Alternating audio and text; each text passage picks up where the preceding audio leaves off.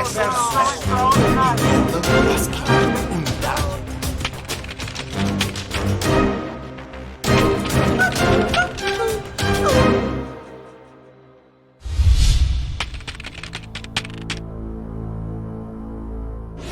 episódio anterior, você acompanhou como a imprensa alternativa iniciou a sua maneira de resistir ao golpe de 64.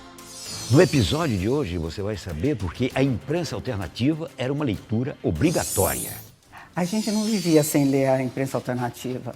O Ex, Opinião, Movimento. A gente ansiosamente procurava esse material. Chegava em casa, parava tudo. Nem os filhos podiam pedir nada. A gente tinha que primeiro saber o que está acontecendo, as coisas que vinham, né? E as delícias que vinham, né? Como era escrito bonito, gostoso. E não era só informação, não era só conteúdo, da forma que eles colocavam, isso era uma delícia. Muito importante, sobretudo os jovens, porque nós velhos tínhamos já a nossa mentalidade formada, mas para os jovens foi um grande alento. Eu me lembro dos meus alunos, como eles liam o Pasquim. Eu não lia o Pasquim, não tinha esse hábito. Mas eles, meus alunos, vibravam com o Pasquim. Então eu sentia que era uma força viva.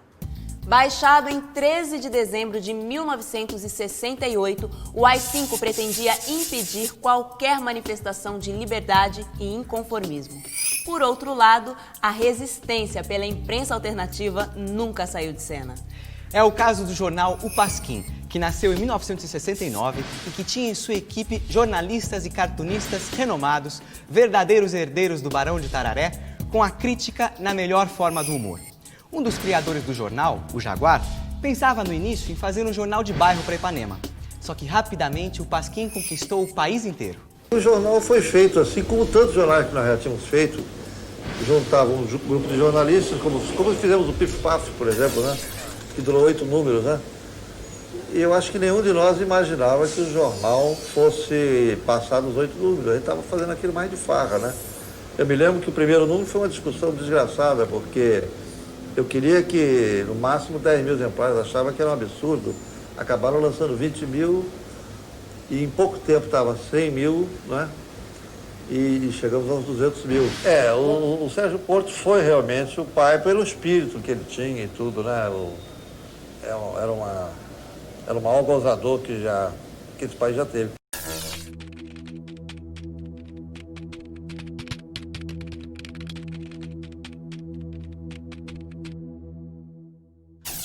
Mas antes dele, né? Nós temos também o avô do Pasquim, que é o Barão de Tararé, né?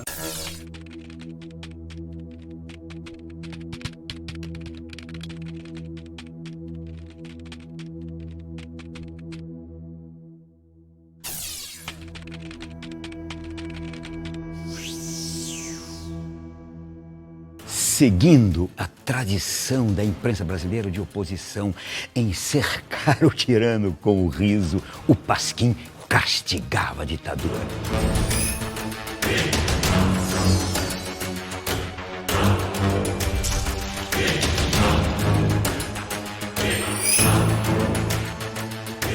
O Pasquim, com humor, enfrentou toda a ditadura esse tempo todo. Com certeza. Com prisões, com bomba jogada na redação. A gente não tem nenhum herói, não, a gente morria de cagaço, entendeu? E aí, na reunião preparatória que eu não estava, o Jaguar disse a frase, já que vão chamar a gente de Pasquim mesmo, Pasquim é um jornal vagabundo, né? Já que vão nos chamar de Pasquim, vamos botar o nome de Pasquim no jornal, vamos assumir o Pasquim. Nós estávamos sendo censurados por moças na delegacia política aqui do Rio de Janeiro. Fiquei muito amigo delas, 3 professores que diziam, mas pô, que infelicidade a vida de vocês, pô. Estudam na academia de polícia para cortar a criação das pessoas. Vocês eram professoras, em vez de vocês ajudarem a criar, vocês estão cortando quem cria. Eu não dormiria de noite. Tu não fala assim, pelo amor de Deus. Não, vocês são... Mas eu não tenho outro emprego. Falei, não, mas você não pode fazer isso. Tal. E aí eu fui para a Itália e mandei um retrato, mandei um cartão postal do David Miguel Ângelo de costas, só com a bunda dele. Mandei lá para a polícia, para as 3 meninas. Aí falei, olha, eu estou mandando o David Costa, porque se eu mandei ele de eles vão cortar o pinto dele. Entendeu? Aí mandei esse cartão. Quando eu cheguei aqui, a censura tinha sido tirada elas foram removidas por dar confiança ao censurado e a censura passou para Brasília. A gente foi preso cada um na sua casa e juntaram a gente lá. Eu lembro direitinho, quando eu cheguei, o Francis em pé com aquele ar em inglês dele, de cuecão aqui. Pegaram, você também. Ali pegaram. E como se dissesse, porra, mas que falta de critério. Tínhamos de acordar às 5 horas da manhã. Era a hora em que a turma do Pasquim, fora da cadeia, ia para casa dormir. Tínhamos de comer comida de soldado e todos passamos mal, porque é uma comida muito forte. Nós estávamos acostumados às coisas mais frescas em matéria de comida. Mas acabamos nos dando muito bem com os paraquedistas, porque são todos oficiais treinadíssimos e, na vida particular, na inocência típica do militar brasileiro, chegados a uma baderna, como nós éramos. Foram 2 meses que a mim, pelo menos, ensinaram muito sobre a pobreza do Brasil. Ainda assim, o que fica de tudo isso não é nem a prisão, nem a ditadura. Na prisão, nenhum de nós se avacalhou, o que é uma boa notícia sobre o intelectual brasileiro. O que fica disso, para mim, é a lembrança de que é possível fazer um jornal altamente inteligente, com muito pouco dinheiro, que divirta o público e sem precisar de anúncios. É uma promessa para a imprensa brasileira.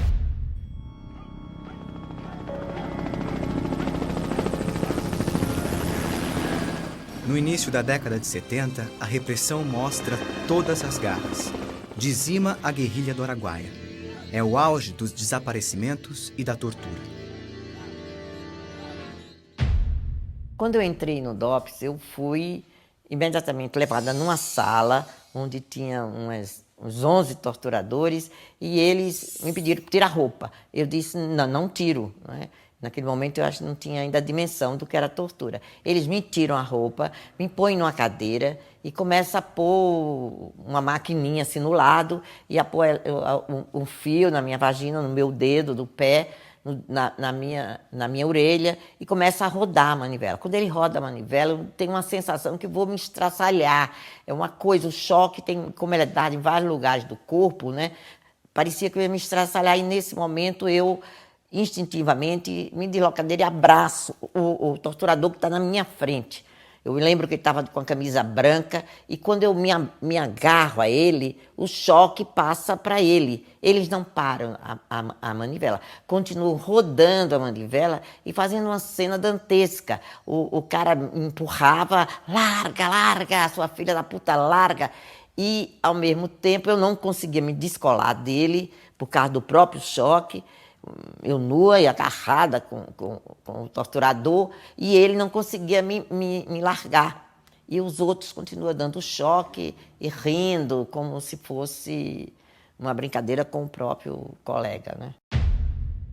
Nesse momento, surge um novo jornal no Rio de Janeiro. Diferente de O Pasquim, esse era, vamos dizer, diretamente político, abertamente contra a ditadura. Opinião. Tinha em sua equipe paulistas, mineiros, nordestinos e cariocas. Na maioria, jornalistas e artistas gráficos que já tinham uma carreira em São Paulo. O grupo fez um trato com o industrial nacionalista Fernando Gasparian, perseguido pela ditadura militar.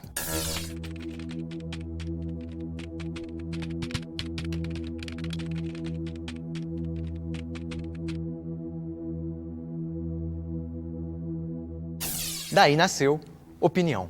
E o Gasparian queria um jornal contra a ditadura. Então ele juntou uma quantidade de recursos muito grande, principalmente humanos, e juntou grandes intelectuais, Celso Furtado, Fernando Henrique Cardoso, Antônio Cândido. Eu considero o Gasparian um dos homens mais importantes do Brasil naquele período, porque ele realmente enfrentou a ditadura com muita coragem e com muito desprendimento material. Foi graças ao financiamento dele que foi possível fazer o jornal, que foi um jornal importantíssimo. Ele manteve viva uma certa chama democrática de oposição, e isso faz dele um benemérito. Claro que a gente também queria apresentar um pouco o jornal com um pouco de peso, para que a ditadura não dissesse assim, é um bando de moleques, vamos bater neles, né? Nós tínhamos conseguido isso aqui que foi muito importante para nós, o acordo com o Le Monde. Nós publicávamos aqui 4 páginas do Le Monde. Como é que vocês conseguiram esse acordo? Tudo, acho que o Fernando Gasparian. Ah, sim. Porque nós não sabíamos se a gente seria com esse jornal na banca, se a gente seria preso, se o jornal iria para frente. A ditadura foi pega de surpresa quando saiu isso aqui, porque eles não estavam acostumados a enfrentar uma oposição, quer dizer assim, de peito aberto. Uma vez, quando eu levei o jornal lá na Rua da Assembleia, era um major que ficava ali, eu tinha que conversar com ele, eu entregava lá. Um dia, quando eu fui buscar o jornal estava totalmente cortado, não dava para fazer um jornal do que tinha terminado, do que tinha voltado. Eu olhei para aquilo e falei assim, eu não acredito, eles tinham cortado tudo, estavam com raiva, alguma coisa, tentando destruir realmente o jornal, porque a censura lá não era para impedir que a gente publicasse coisas que eles não queriam que a gente publicasse. A censura teve o papel de destruir o projeto e não deixar isso aqui. E só com muita resistência que a gente continuou funcionando. Mas voltando ao caso, aí o sujeito chegou, eu falei para ele, mas Major, isso aqui, como é que pode um negócio desse? Agora é assim. E eu acho que vocês vão ter que fechar esse jornal, vocês vão ter que ir para a clandestinidade e nós vamos caçar vocês aí fora. Aí eu falei assim, não senhor, eu vou até a redação buscar mais matéria. E vou trazer mais matéria para vocês censurarem. E eu percebi, indo para o Rio fazer opinião, falei, cara, eu tenho que recuperar o desenho, a charge, porque é mais difícil para... Porque, pô, o cara vê uma fotografia, para ele é muito fácil resolver a questão, interessa ou não interessa publicar isso. Estou falando de censores e editores. Mas eu percebi o seguinte, falei, não, eu vou reinventar a ilustração, a charge, a caricatura, e é através dela que nós vamos fazer. Porque eu podia usar a metáfora. O regime militar dá sinais de esgotamento. Crise econômica, divergências entre militares, banqueiros, industriais. Aí, o ditador general Geisel resolve buscar novas alianças para a sobrevivência do regime. É a política da abertura, porém gradual, porém restrita. Gasparian e o grupo de jornalistas começam a ter divergências. Que era um jornal muito politizado, com pessoas com posições, pessoas com preocupações quanto ao futuro do país e como é que vamos até onde vai esse processo de democratização. Começam a surgir tensões dentro do jornal que vão levar ao desentendimento entre nós e a minha demissão do cargo de editor do jornal.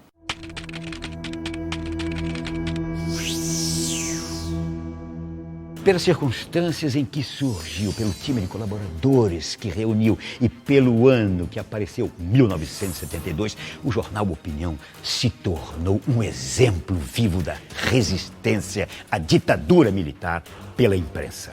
Raimundo e sua equipe haviam trabalhado por quase 2 anos e meio no Opinião. Em 75, o grupo voltava para São Paulo. Com mais experiência de fazer jornalismo de oposição e de enfrentar a censura, esses jornalistas e artistas gráficos estavam prontos para uma experiência mais radical ainda. Pois é, eles foram fazer o jornal Movimento, um jornal de propriedade coletiva sem patrão empresário. Esse é o logotipo do Movimento e o folheto de propaganda do novo jornal. O que diz? Que diz assim, dirigido por um conselho eleito pela redação, feito com o trabalho e o dinheiro de mais de 300 pessoas, entre as quais mais de 100 jornalistas, nasce um jornal democrático. Apoiado por outras forças. Não era só um jornal de um patrão progressista e democrático. Achamos um excelente organizador, que foi o Sérgio Mota.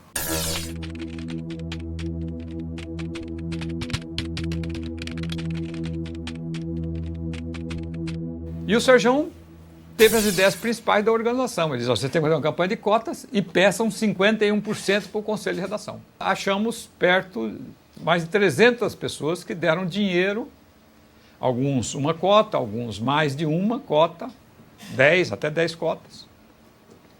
Alguns empresários, um monte de jornalistas, né, sindicalistas, professores. E aí arrumamos o dinheiro para fazer o jornal, o Movimento, que saiu em julho, né? Movimento tinha uma linha política mais definida que a da Opinião. Propunha, por exemplo, uma ampla frente contra a ditadura, pelas liberdades democráticas, fim do AI-5, contra o imperialismo e pela reforma agrária. Com um programa assim, o governo nem esperou para ver. Baixou a censura no movimento desde a sua primeira edição. Ele já nasce censurado. Total. Quer dizer, foi até curioso, né? Porque estamos lá, aqui pertinho, né? Virgílio Carvalho Pinto, aqui em Pinheiros. Entra o pessoal da Polícia Federal que quer censurar o jornal. Eu disse, mas não tem jornal ainda. Como é que vocês vão censurar um jornal que não existe? Eu me lembro até de brincar com os policiais e dizer, escuta, nós vamos fazer um jornal, se nós formos fazer um jornal a favor da ditadura, vai ter censura, né? Como é que você pode adivinhar o que vai ser o jornal? Ele disse, não vem com conversa, é censura e acabou. Em 1975, uma edição especial do jornal Movimento sobre a mulher foi impedida pela censura de ir às bancas. É neste momento que surge então a imprensa feminista. Muitas matérias do Movimento foram censuradas. A Maria Rita Kess escreveu uma matéria maravilhosa chamada Lindonéia. Saiu no jornal. Saiu no Nós Mulheres. Nós Mulheres, entendo. Porque Nós Mulheres tinha censura. Por quê? Imagina se o jornal de mulher precisa ser censurado. Mas todas as tendências tinham que florescer. E o caminho era sempre rachar. O Brasil Mulher também rachou. O primeiro racha do jornal é na sua, eu acho, número 5. A gente racha com a Terezinha.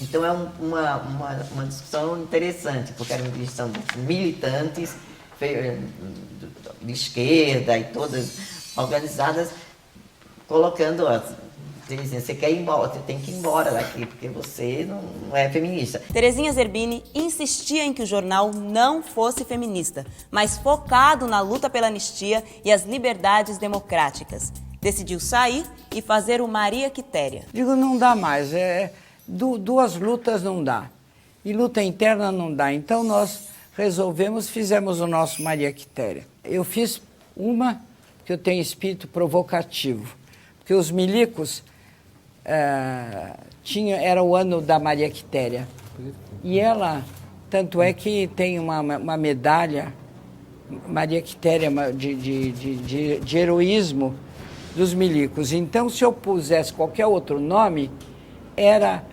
negócio comunista.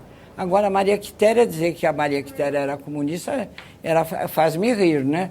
Eu acho que o impacto nas mulheres tem. O primeiro impacto da coragem de dizer que você era feminista, né? Certo? Então, assim, eu acho que a grande diferença entre nós mulheres e todos os demais é essa questão da marca feminista. Mulheril surge mais tarde, em 1981. Quer retratar a condição feminina. Mas por que Mulheril? O nome Mulheril foi muito difícil o parto do nome. Um nome decisivo na escolha desse nome foi a Carmen da Silva. Mulher, no dicionário, era uma acepção totalmente mulher da rua, mulher pública. Homem público é um cara bacana, um cara que se dedica ao bem público e tal. Mulher pública é prostituta.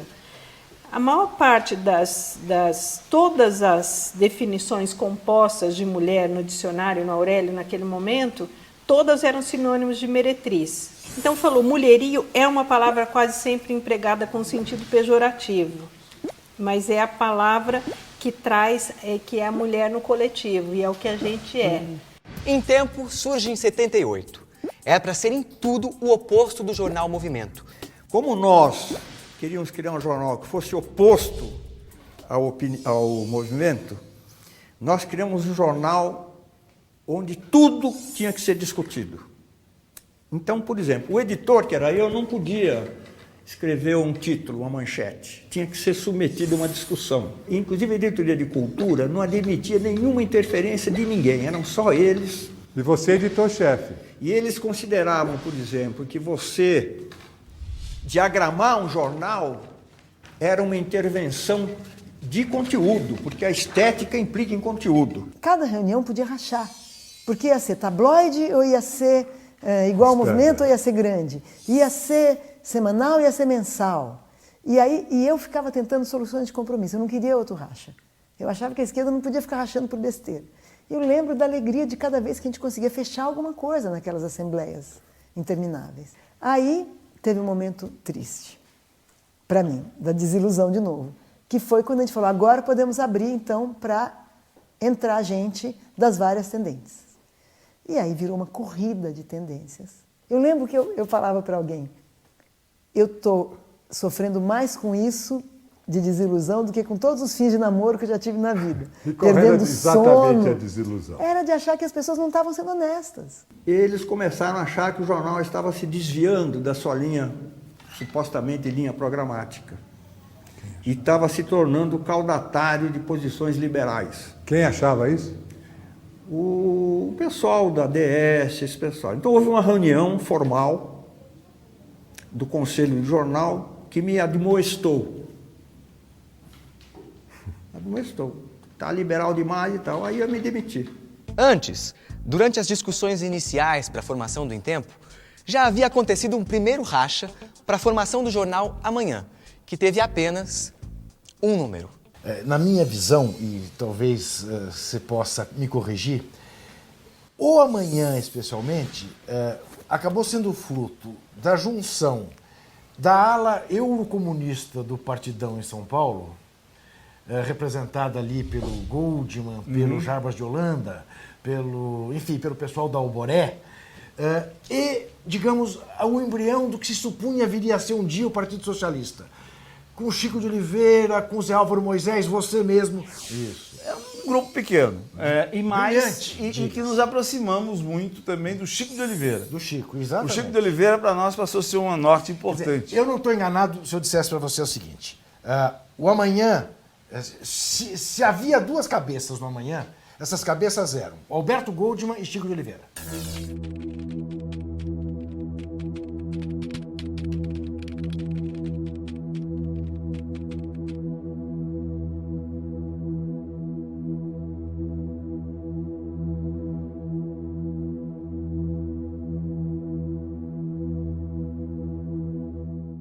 E eu tenho para mim, e você me corrija, que o que fez que imediatamente o jornal não sobrevivesse, logo depois de ser lançado oficialmente seu número 1, é que na primeira página do número 1 tinha uma caricatura do Goldman com um artigo do Goldman. E o pessoal do Chico achou que, opa, o Partidão já tomou conta. Exatamente. E assim, o Amanhã mal começou e já acabou. Como eram delicadas as relações entre as tendências de esquerda naqueles primeiros momentos da democratização. No próximo episódio, você vai conhecer mais jornais alternativos e clandestinos que mantinham acesa a chama da resistência. Chegaram a colocar bombas em algumas bancas de revista em Belo Horizonte, que explodiram e danificaram as bancas, como um sinal para os jornaleiros para não colocarem jornais da imprensa alternativa. Leia-se Movimento, Em Tempo, De Fato, principalmente esses três no caso.